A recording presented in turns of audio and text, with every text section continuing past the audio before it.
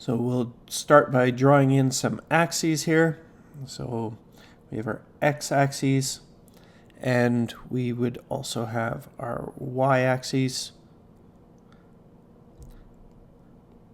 And we recognize that we go over 1, 2, 3, and so on.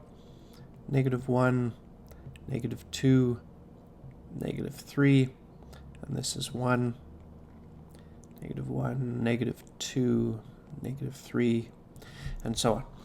Okay, so from there, what we can do is we can start with our base quadratic, and actually we'll cheat a little bit. We'll notice that we have the negative out front, so we'll start with a negative base quadratic. That is, we'll look after the reflection right away as we get started.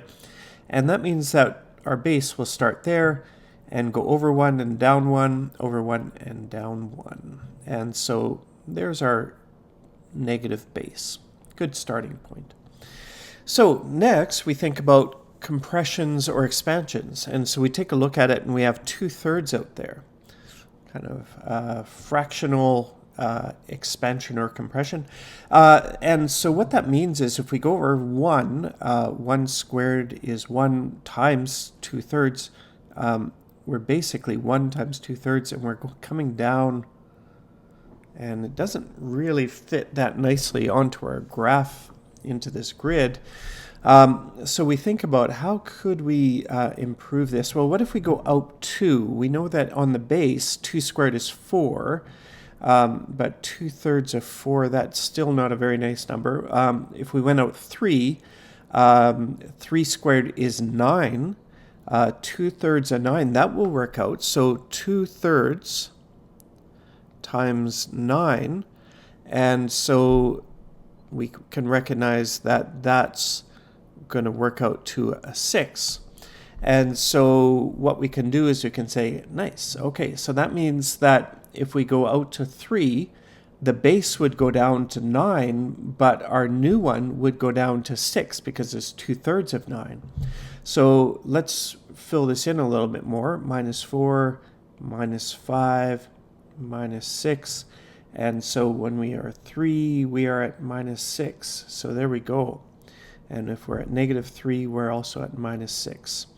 And so there we go. We have our graph, the shape of it coming through that 2/3 one here, and then going all the way down to there. We won't fill it in too much more until we look after that last step. With the last step, we're looking at the translation. So there's no horizontal translation, but we definitely have a vertical translation, which means everything goes up by 1. So there's our new maximum. And our 2 points down here, they go up by 1 as well.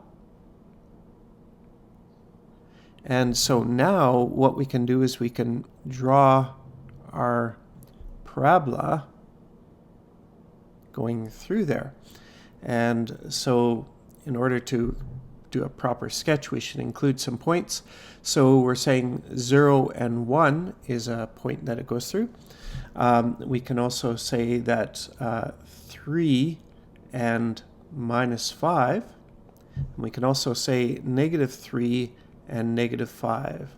So we've got a few points, and that would complete our sketch.